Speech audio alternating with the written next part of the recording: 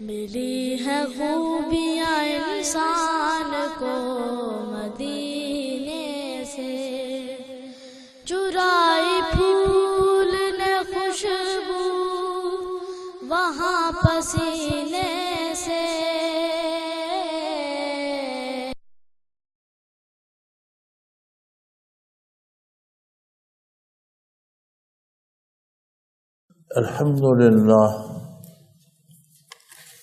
الحمد للہ رب العالمین، والصلاة والسلام علی حبیبہ محمد وآلہ وصحبہ اجمعین۔ اعوذ باللہ من الشیطان الرجیم، بسم اللہ الرحمن الرحیم۔ وعن ابی ہریرہ رضی اللہ تعالی عنہ قال قال رسول اللہ صلی اللہ علیہ وسلم قال اللہ تعالی کذبنی ابن آدم ولم یکن له ذلک وشتمنی ولم یکن له ذلک فاما تکذیبہ ایایا فقولہ لن یعیدنی کما بدانی ولیس اول الخلق باہون علی من اعادتہ واما شتمہ ایایا فقولہ اتخذ اللہ ولدا وانا الاحد الصمد الذی لم الد ولم اولد ولم یکن لی کفوا احد ففی روایت ابن عباس واما شتمہ ایایا فقولہ لی ولد سبحانی ان اتخذ صاحبۃ او ولدا او کما قال رسول اللہ صلی اللہ علیہ وسلم، رواہ البخاری۔ حضرت ابو ہریرہ رضی اللہ تعالیٰ عنہ سے روایت ہے کہ رسول اللہ صلی اللہ علیہ وآلہ وسلم نے فرمایا، اللہ تعالیٰ نے فرمایا مجھ کو آدم کا بیٹا جھٹلاتا ہے اور یہ بات اس کے لیے لائق نہیں، اور مجھ کو برا کہتا ہے اور یہ اس کو لائق نہیں، پس کا مجھ کو جھٹلانا، اس کا یہ کہنا کہ مرنے کے بعد مجھے ہرگز زندہ نہ کرے گا جیسے پیدا کیا پہلی بار، اور پہلی بار پیدا کرنا اس کے زندہ کرنے سے سہل تر نہیں، اس کا مجھ کو برا کہنا یا گالی دینا، یہ کہنا ہے کہ اللہ کی اولاد ہے، حال یہ ہے کہ میں ایک ہوں، بے نیاز ہوں، نہ جنا میں نے نہ جنا گیا، اور نہیں میرے واسطے ہمسر کوئی۔ ابن عباس رضی اللہ عنہ کی ایک روایت میں ہے کہ اس کا برا کہنا یہ کہنا ہے کہ میرا فرزند ہے اور میں اس بات سے پاک ہوں کہ میں کسی کو اپنی بیوی یا فرزند ٹھہراؤں۔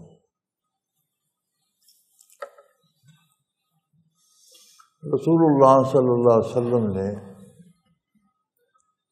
ارشاد باری نقل فرمایا، حدیث قدسی اسے کہتے ہیں، جو باتیں قرآن میں بھی نہیں ہیں، قرآن اللہ کا ذاتی کلام ہے، حدیث ساری وحی الہی ہے، لیکن الفاظ اور کلام حضور علیہ الصلوۃ والسلام کا ہے۔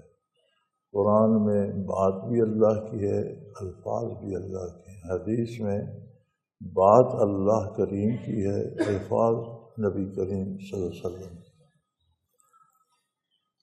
حدیث قدسی وہ روایات ہیں جو باتیں اللہ کریم کے اور حضور اکرم صلی اللہ علیہ وسلم کے مابین ہوئیں اور حضور نے وہ تعلیم امت کے لیے بیان فرمائی۔ تو حضور صلی اللہ علیہ وسلم نے فرمایا، اللہ کریم فرماتا ہے کہ آدم کا بیٹا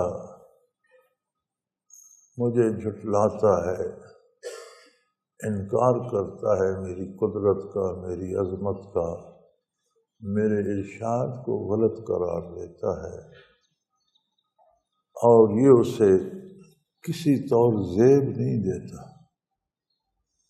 ایک ادنا سی مخلوق ہو کر ہر لمحہ میری ربوبیت کا محتاج ہو کر ہر لمحہ اس کے ذرے ذرے کو پال رہا ہوں میں، اس کے رزق کا انتظام کر رہا ہوں، اس کے لیے سورج، چاند، ستارے، رات دن، کائنات کا نظام،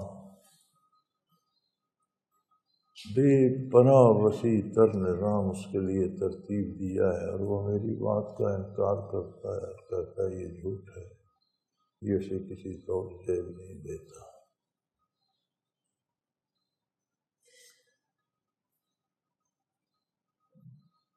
وشتمنی، شتم گالی کو کہتے ہیں۔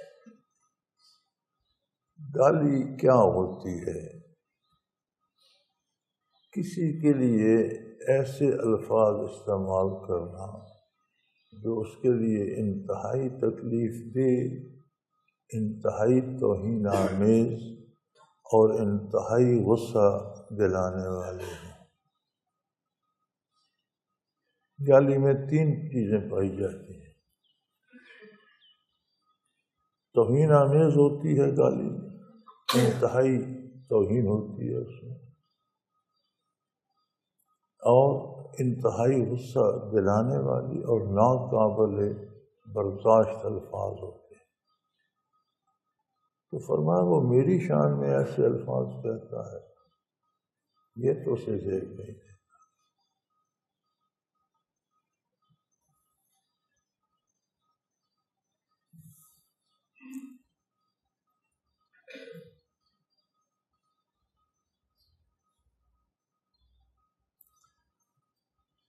فرمایا میری تکذیب کرنا یا میرے ارشاد کو غلط کہنا یا میرے فیصلوں کو ناقابل عمل ٹھہرانا ایسا نہیں ہو سکتا۔ ان میں سر فہرست بات یہ ہے کہ کہتا ہے مرنے کے بعد میں زندہ نہیں ہوں گا، اللہ مجھے زندہ، مرنے کے بعد کون زندہ کر سکتا ہے؟ گوشت گل سڑ گیا، چمڑا گل سڑ گیا، ہڈیاں گل سڑ کر خاک ہو گئی، خاک کے پریشان اڑ گئی، کوئی ذرہ کہیں گیا، کوئی کہیں گیا، پھر دوبارہ اس میں زندگی کا کیا تصور ہے کہ پھر زندہ کرے گا؟ یہ ممکن نہیں ہے۔ فرمایا یہ اتنا بھی نہیں سوچتا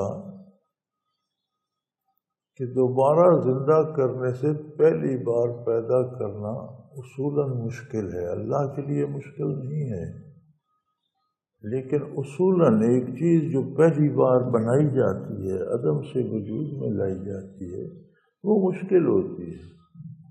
اگر وہ ٹوٹ جائے، گر جائے، اسے دوبارہ بنانا پہلی بار بنانے سے آسان ہوتا ہے۔ آپ ایک مکان بناتے ہیں تو کہاں سے مٹیریل جمع کرتے ہیں، تو گر جائے تو 75% مٹیریل تو وہی کام آ جاتا ہے جو اس میں ہے۔ ایک میز کرسی کوئی چیز بناتے ہیں، وہ ٹوٹ جائے تو زیادہ مٹیریل تو وہی کام آ جاتا ہے جو پہلے ہے۔ فرمایا یہ بھی نہیں سوچتا کہ جس نے پہلی بار خاک کے ذرات سے انسانی سیل پیدا کیے، انہیں مختلف دواؤں غذاؤں کی صورت میں باپ تک، ماں تک پہنچایا، آدھے سیل بچے کے باپ کے خون میں بن رہے ہیں، آدھے ماں کے خون میں بن رہے ہیں، پھر ان کو ملایا، پھر ایک چھوٹے سے جرثومے سے انسانی وجود ترتیب دیا۔ غذا ماں کھا رہی ہے، اس کا اپنا وجود بن رہا ہے، لیکن بچے کا حصہ تقسیم ہو کر بچے کے وجود کو جا رہا ہے۔ وجود بنایا، بے جان لوتھڑا بنا، گوشت کی خون کی پھٹکی بنی، پھر گوشت کا لوتھڑا بنا، پھر اس میں ہڈی پیدا ہوئی، پھر اس پر چمڑا بنا، پھر اس کے ایک ایک عضو کو شکم مادر میں ترتیب دیا، ہاتھ، پاؤں، آنکھیں، دماغ جیسی نازک چیز، زبان، قوت گویائی،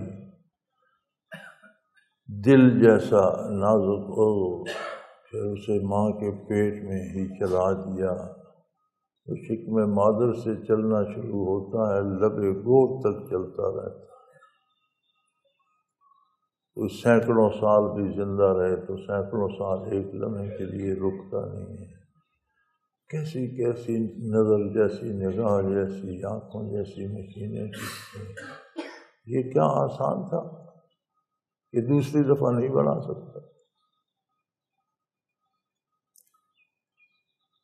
سادہ سی بات تو یہ ہے کہ اللہ ہر چیز پہ قادر ہے، لیکن اگر کوئی تجزیہ ہی کرنا چاہے اور تجزیے سے قبول کرنا چاہے تو اسے یہ تو سوچنا چاہیے کہ یہ جو پہلی دفعہ جس ترتیب جس طریقے سے اللہ کریم نے خاکی ذرات کو لے کر پھر ان میں عالم عمل کی روح ڈالی، پھر اسے ایک زندہ انسان بنا دیا، پھر وہ زمین پہ آ کے کوئی جرنیل بن گیا، کوئی شہنشاہ بن گیا، کوئی مفتی فقیہ اور عالم بن گیا، کوئی چور ڈاکو بدکار بن گیا، چونکہ اس نے اپنی اختیار بھی دیا تھا، وسائل اور ذرائع بھی دیے، تو کیا کیا لوگ بنتے رہے، لیکن کیا کار کے حیات میں ایک ہی طرح سے ڈھل بن کر نہیں آتے؟ تو اتنا باریکی کا کام اس خوبصورتی سے ایک بار نہیں مسلسل ہو رہا ہے۔ اربوں خربوں انسان گزر گئے، اربوں خربوں شاید پیچھے منتظر ہوں گے دنیا میں آنے کے، اللہ ہی بہتر جانے، اور اربوں دنیا میں موجود ہیں، گورے کالے سیاہ سفید، چھوٹے قد کے طاقتور بڑے کمزور بیمار صحت مند، عالم فاضل پڑھے لکھے ان پڑھ، ہر طرح کے مخلوق کے خدا ہر لمحہ ایک طوفان ہے، ایک سیلاب کی طرح مخلوق آ رہی ہے، ایک سیلاب کی طرح جا رہی ہے۔ کبھی سوچنے کا تکلف کیا کہ اتنی مخلوق روزانہ کہاں جاتی ہے؟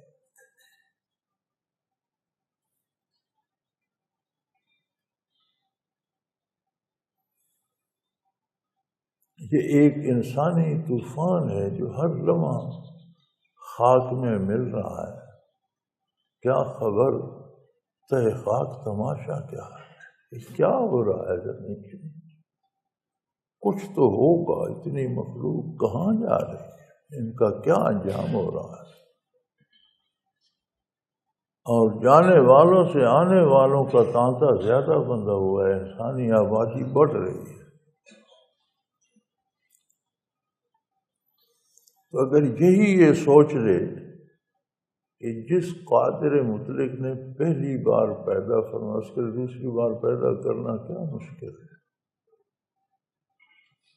اگر عقلی دلیل سے یا جرح کر کے ہی قائل ہونا ہے، ایمان باللہ تو یہ ہے کہ صداقت پیغمبر صلی اللہ علیہ وسلم پر ایمان ہو، بھروسہ ہو، اعتماد ہو، اور سب سے بڑی دلیل بندے مومن کے لیے یہ ہے کہ یہ بات مجھے رسول اللہ صلی اللہ علیہ وسلم نے بتائی، بات ختم۔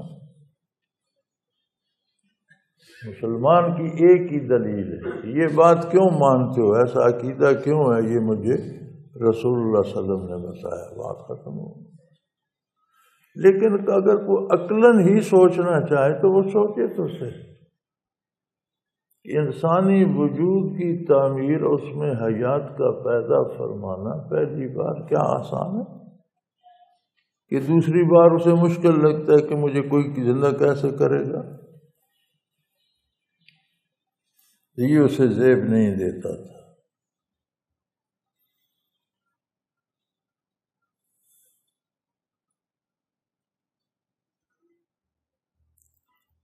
وَأَمَّا شَتَمْهُ إِيَّايَ، اور مجھے گالی دینا، میری توہین کرنا، ناقابل برداشت الفاظ میری ذات کے لیے استعمال کرنا، غصہ دلانا،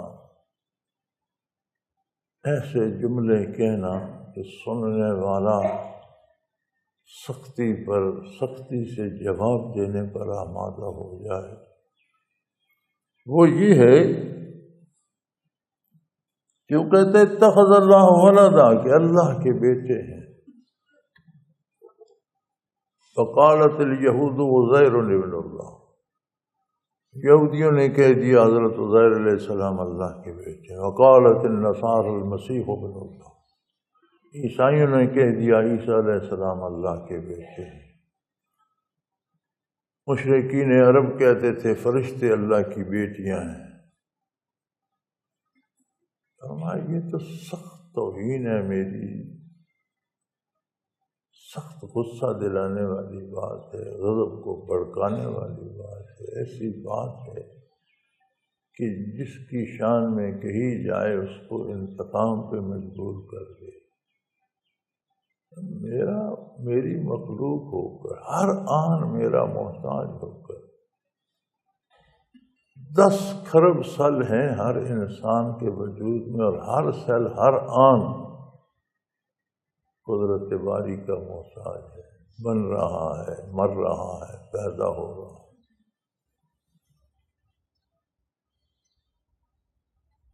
اور فرمایا حقیقت یہ ہے، حال یہ ہے کہ انا الاحد، کہ میں غیر منقسم اکائی ہوں۔ ہمارے ایک محاورہ ہم بولا جاتا ہے اللہ واحد ہے، یہ محاورہ درست نہیں، اللہ واحد نہیں ہے، اللہ احد ہے۔ واحد تو یہ انگلی واحد انگلی ہے، لیکن اس میں 20 اجزاء ہیں، چمڑا ہے، گوشت ہے، پٹھے ہیں، ہڈیاں ہیں۔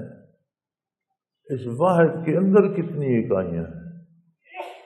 اللہ احد ہے۔ احد وہ اکائی ہوتی ہے جو غیر منقسم ہے۔ کائنات میں کوئی چیز احد نہیں ہے، واحد ہے، احد نہیں ہے۔ زمین کے خاک کے ذرات بٹتے جائیں، اخیر اتنا چھوٹا ذرہ رہ جائے جو آگے ٹوٹ نہ سکتا ہو، تقسیم نہ ہو سکتا ہو، تو کیا وہ احد ہوگا؟ نہیں، وہ بھی واحد ہے۔ اس کے اندر پھر حیات موجود ہے، مثبت منفی الیکٹرانک موجود ہے۔ یہ جو آپ کا ایٹم بم ہے اسی غیر منقسم ذرے کو پھاڑا گیا نا، تو اتنا بڑا دھماکہ ہوا کہ دنیا تباہ ہو گئی۔ تو سب سے باریک ذرہ جو غیر منقسم رہ جاتا ہے وہ بھی احد نہیں ہے، واحد ہے۔ اس کے اندر پھر اجزاء، احد ہونا صرف اللہ کی شان ہے۔ اور فرمایا انا الاحد۔ ہمارے ہاں یہ جملہ زبان زد عام ہے، لوگ قسم کے طور پر بھی کہہ دیتے ہیں جی میں اللہ واحد ہے، میں سچ کہہ رہا ہوں۔ اللہ واحد نہیں ہے، اللہ حد ہے۔ واحد کے اندر اکائیاں ہوتی ہیں، اس کے اجزاء ہوتے ہیں۔ اللہ کریم کی ذات کے اندر اجزاء نہیں ہے، وہ احد ہے۔ اس کی اپنی شان ہے، اس کی اپنی قدرت ہے، اس کے اپنے کمالات ہیں، کوئی اس کا نہ ثانی ہے نہ کوئی ایسا وہ ہے ہی نہیں۔ واحد ہے کائنات میں، احد صرف اللہ ہے۔ انا الاحد الصمد، اور میں بے نیاز ہوں۔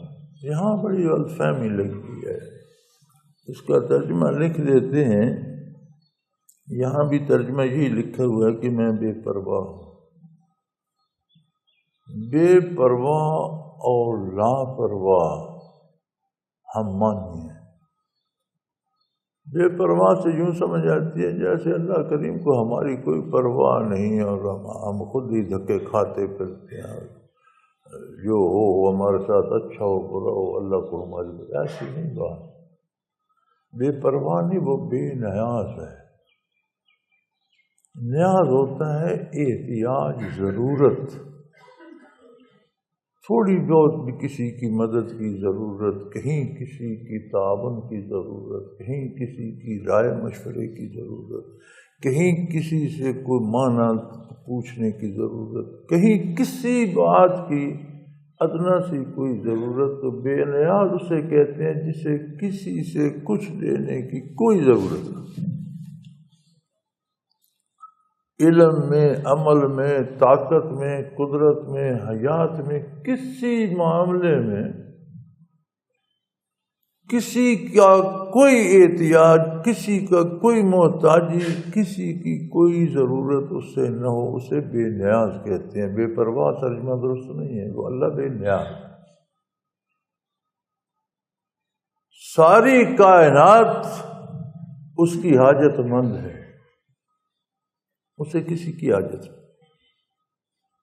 تو فرمایا حق یہ ہے کہ میں بے نیاز ہوں، یہ وسیع کائنات قائم رہے کوئی فرق نہیں پڑتا، ساری مٹ جائے میری عظمت میں کوئی فرق نہیں، سارے لوگ میری بارگاہ میں سر بسجود ہو جائیں میری شان میں کوئی فرق نہیں، سارے انکار کر دیں میری عظمت میں کوئی فرق نہیں پڑتا۔ انسانی افعال و کردار یا مخلوق کے افعال و کردار کا اثر خود مخلوق پر ہوتا ہے، خالق بے نیاز،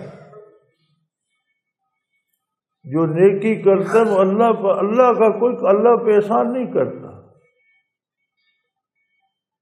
جو نہیں کرتا وہ اللہ کریم کا کچھ بگاڑتا نہیں ہے۔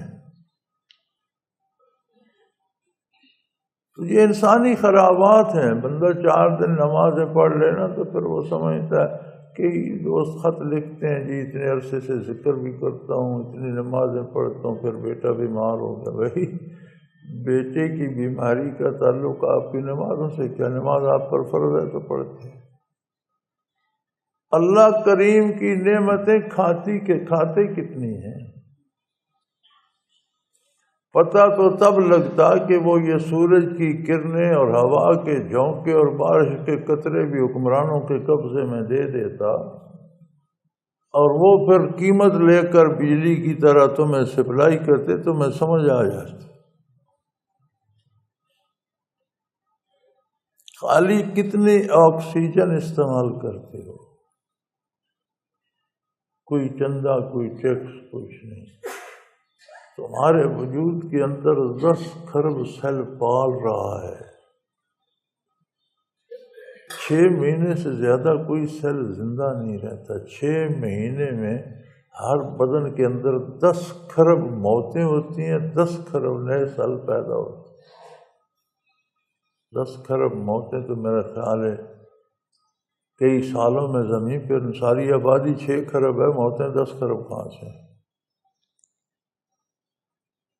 اتنا وسیع نظام ایک جسم کے اندر جو چلا رہا ہے۔ تم نے 2 دن نماز پڑھی تو تم کہتے ہو اب میں خدا بن جاؤں، میرے فیصلے نافذ ہوں۔ عبادت کر کے کوئی خدا تو نہیں بن جاتا، اسے یہ وہم ہو جائے میں بڑی عبادت کرتا ہوں، اب جو میں چاہوں وہ ہوگا، تو وہ جو اللہ چاہے گا۔ تم عبادت کر کے اللہ کے بندے تو بن سکتے ہو، اللہ کے شریک نہیں بن سکتے کہ تمہارے فیصلے نافذ ہونا شروع ہو۔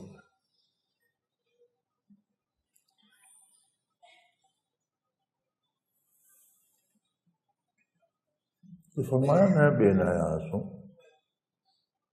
کسی طرح کی کوئی احتیاج، ضرورت، محتاجی مجھے نہیں ہے۔ لم الد ولم اولد،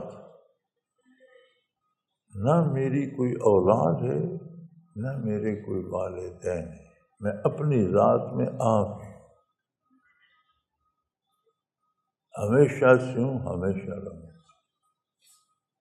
والدین بھی ہوں یا اولاد بھی ہو تو وہ اسی جنس سے ہوتی ہے۔ انسان کے والدین انسان ہوتے ہیں، بے شک بیٹا عالم ہو جائے لیکن باپ عالم کا باپ ہو، بیٹا جرنیل ہو جائے، باپ کسان ہو لیکن وہ جرنیل کا باپ ہوتا، بیٹا بادشاہ ہو جائے، باپ کسان ہو لیکن وہ بادشاہ کا باپ ہوتا ہے۔ انسان تو ہوتا ہے، اولاد کمزور ہو، نالائق ہو، بیکار ہو، لیکن انسان تو بنیادی طور پر ہوتا ہے۔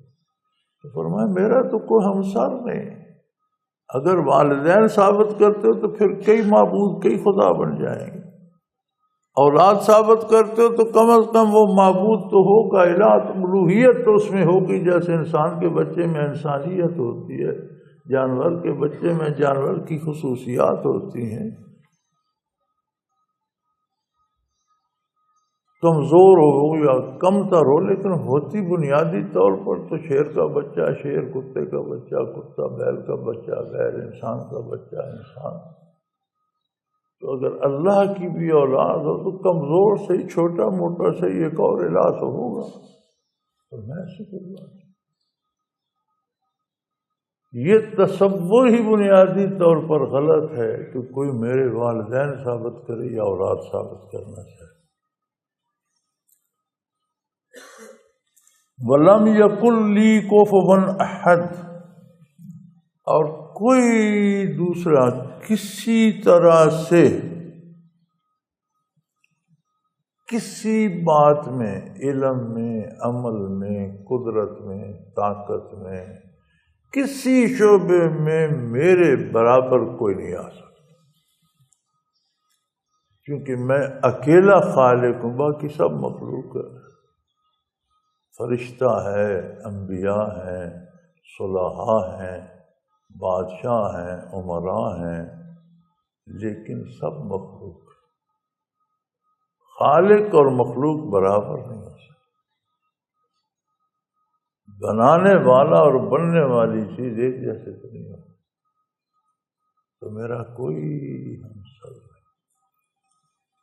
یہاں ہم سے عموماً یہ کوتاہی ہوتی ہے، تراجم میں بھی، تفاسیر میں بھی،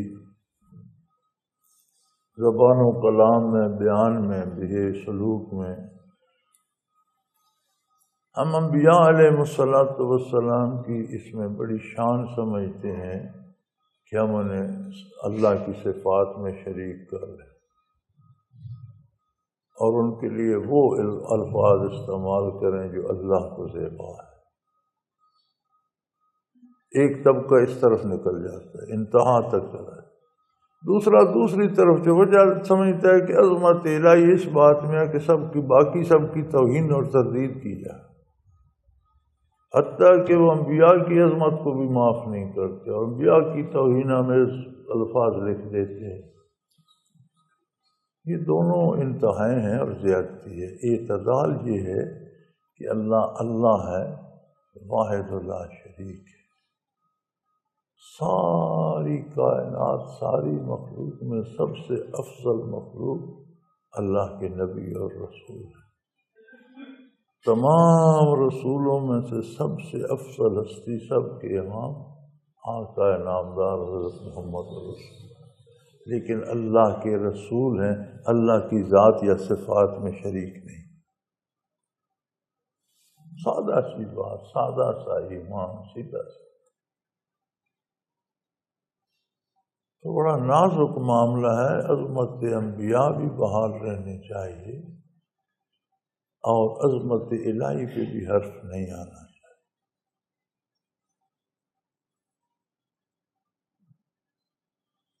حضرت ابن عباس رضی اللہ تعالی عنہ کی ایک روایت میں ہے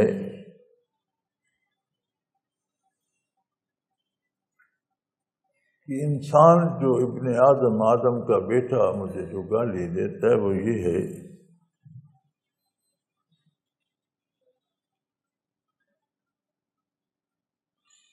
فَقَوْلُهُ لِي وَلَدٌ، اس کا یہ کہنا کہ میری اولاد ہے، میرا بیٹا ہے۔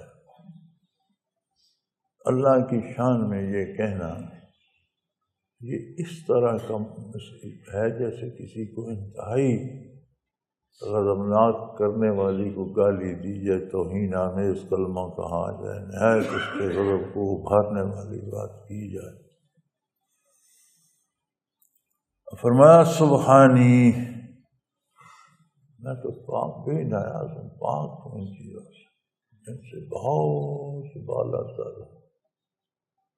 اولاد کا ہونا جہاں ایسا ہے کہ اولاد باپ کی مثل ہوتی ہے، وہاں یہ بھی ہے کہ اولاد ایک کمزوری بھی ہوتی ہے، تو میں تو کمزوریوں سے پاک ہوں۔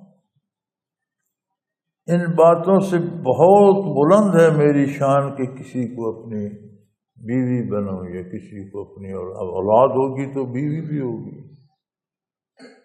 فرمایا یہ بات انسان کو زیب نہیں دیتی کہ میری شان میں ایسے کلمات کہے۔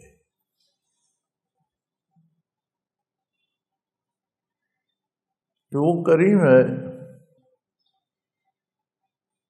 یہ سب کچھ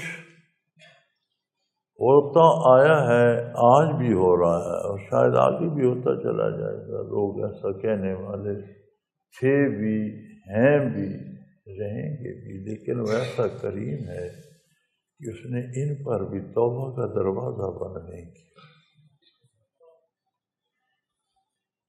اس ارشاد عالی سے بھی مراد یہ ہے کہ اگر کوئی آج تک کسی طرح کی کوتاہی، غلطی یا غلط عقیدہ رکھ چکا ہے تو اب توبہ کر لے، واپس آ جائے۔ دوسری اس کی رحمت یہ ہے کہ کبھی کسی کا رزق اس نے بند نہیں کیا، اپنی پرورش ختم نہیں کی، اپنی تربیت کر رہا ہے، اپنی ربوبیت سے محروم نہیں۔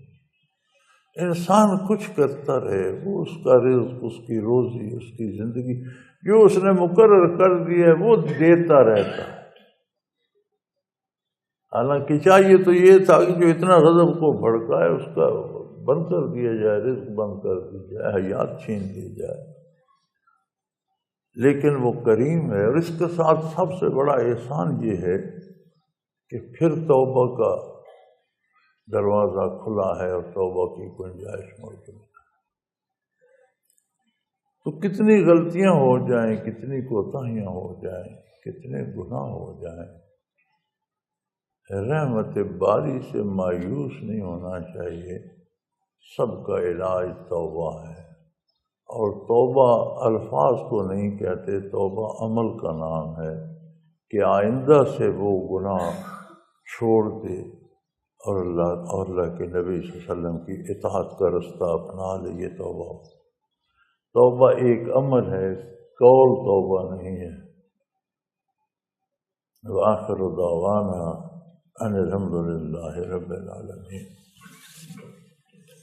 الحمد للہ رب العالمین، والصلاة والسلام علی حبیبہ محمد۔ اللہم ربنا لا تقتلنا بغضبک ولا تہلکنا بعذابک واعف عنا قبل ذلک۔ اللہم ربنا لا تسلط علینا من لا یرحمنا، انت ولینا فی سفرنا وحضرنا فی مالنا، توفنا مسلمین والحقنا بالصالحین، وصلی اللہ تعالی علی حبیبہ محمد۔ سنائیے جی۔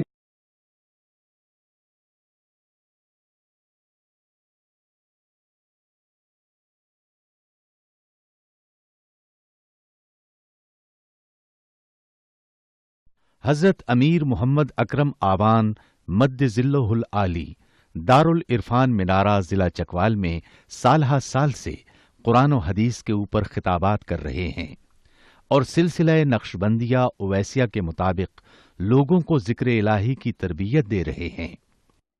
وہ قرآن پاک کی تفسیر ترتیب وار بیان کر رہے ہیں۔ تفسیر قرآن کو وہ موجودہ ملکی اور بین الاقوامی حالات کے مطابق بیان کرتے ہیں۔ موٹر وے سے کلر کہار کے انٹرچینج سے نکلتے ہوئے، کلر کہار کی جھیل سے ہوتے ہوئے، میانی، بوچھال اور نورپور سے گزرتے ہوئے دارالعرفان منارہ پہنچ سکتے ہیں۔ حضرت امیر محمد اکرم آوان نے بچیوں اور بچوں کی دینی اور دنیاوی تعلیم کے لیے سقارہ اکیڈمی کے نام سے ایک درسگاہ بھی قائم کی ہے، جس کا افتتاح ملک پاکستان کے صدر جنرل محمد ضیاء الحق نے اپنے دست مبارک سے کیا تھا۔ وہ تمام احباب جو اسلام کی طلب رکھتے ہیں ان سے گزارش ہے کہ دارالعرفان منارہ ضلع چکوال میں امیر محمد اکرم آوان صاحب کے خطابات سے مستفید ہوں۔ وہ ہر جمعے کو نماز سے پہلے بیان فرماتے ہیں۔ ہر ماہ کی پہلی اتوار کو ماہانہ اجتماع ہوتا ہے جس میں آپ خصوصی خطاب فرماتے ہیں اور پاکستان کے چاروں صوبوں سے احباب اس اجتماع میں شرکت کرتے ہیں۔ اس کے علاوہ یہاں سال میں 2 مرکزی اجتماعات بھی ہوتے ہیں، ایک رمضان المبارک میں اعتکاف کا اجتماع اور دوسرا جولائی اور اگست میں 40 دن کا اجتماع ہوتا ہے جس میں روحانی تربیت کی جاتی ہے۔